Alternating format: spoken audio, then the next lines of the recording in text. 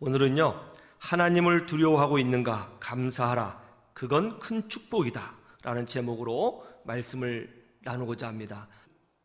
오늘은 본문 말씀을 근거로 해서 두려움에 관하여 말씀을 생각해 보기를 원합니다. 많은 사람들이 두려움은 나쁜 것이다, 부정적인 것이다, 그렇게 이야기를 합니다. 그런데 두려움이 꼭 나쁜 것일까요? 그렇지 않습니다. 두려움에는 두 종류가 있죠. 우리를 파멸로 이끄는 두려움과 우리를 축복으로 이끄는 두려움, 이렇게 두 가지가 있습니다.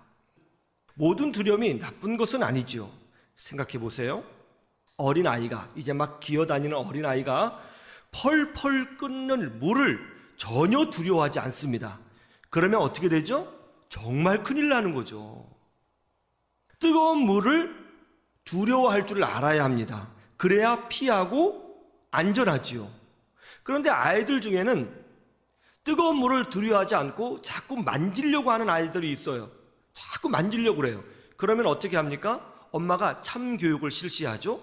아이의 손을 붙들고 조금 뜨거운 물에 손을 확 담가주는 거예요. 그건 뜨겁잖아요. 봐봐, 뜨겁지? 그럼 아이가 웁니다.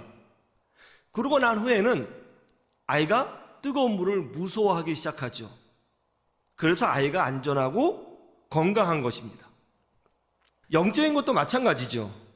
하나님을 두려워할 줄 아는 마음이 우리를 살리는 능력이요, 축복인 것입니다. 하나님을 두려워할 줄 알아야 하나님이 원하지 않으시는 길을 피할 줄 아는 것입니다. 그런데 하나님을 두려워하지 않으면 어떻게 돼요?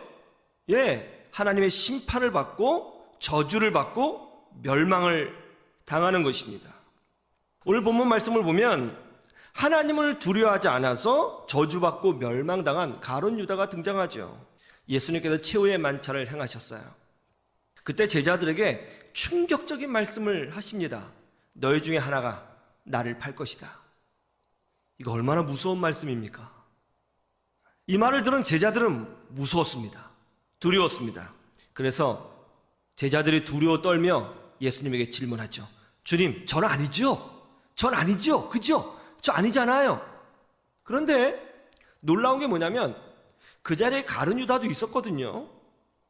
가룟 유다가 그 말을 듣고 어떻게 했어요? 그날 밤 가룟 유다는 밖으로 나가서 예수님을 배신하고 예수님을 팔았습니다. 어떻게 이런 행동을 할 수 있었을까요? 예수님께서 직접 말씀하시는 것을 들었음에도 불구하고 왜 이렇게 했을까요? 성경 전체를 살펴보면 가룟 유다는 하나님을 전혀 두려워하는 사람이 아니었습니다. 그는 예수님의 말씀을 들으면서도 전혀 두려움이 없었습니다.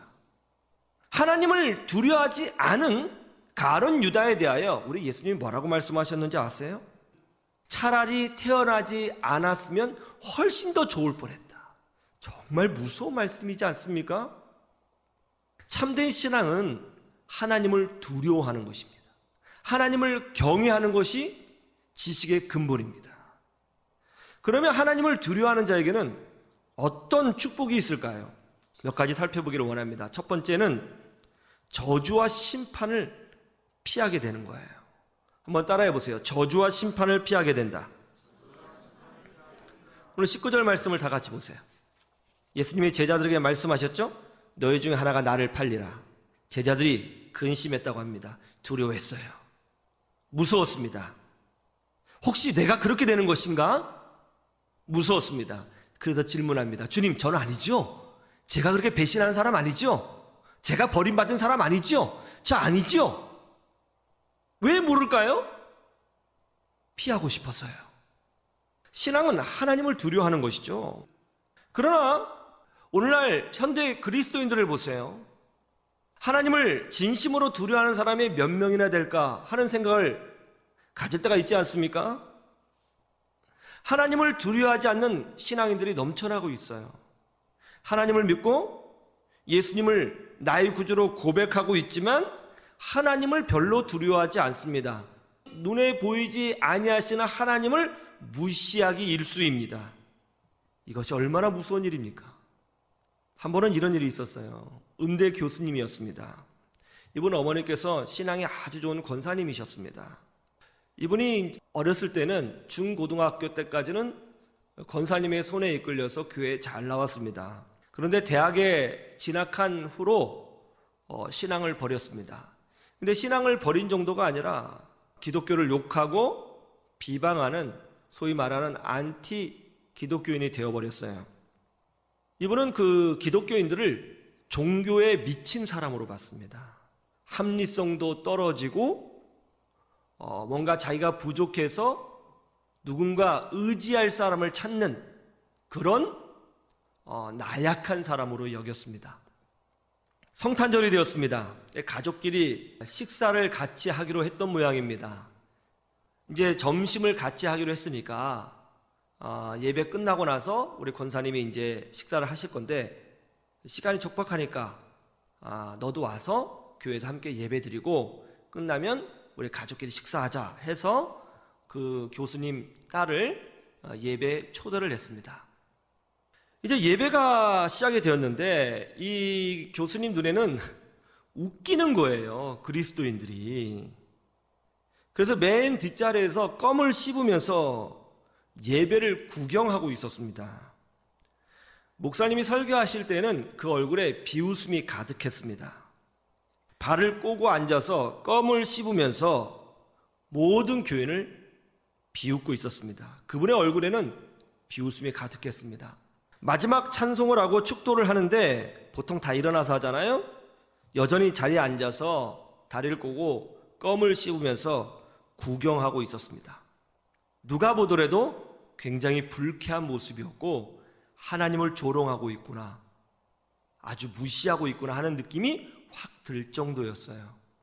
한 달 후 권사님에게서 급하게 연락이 왔습니다. 음대 교수인 딸이 급성 폐암에 걸려서 죽을 지경이 되었다는 겁니다. 저희 교육자들은 그 이야기를 듣고 정말 무서웠습니다.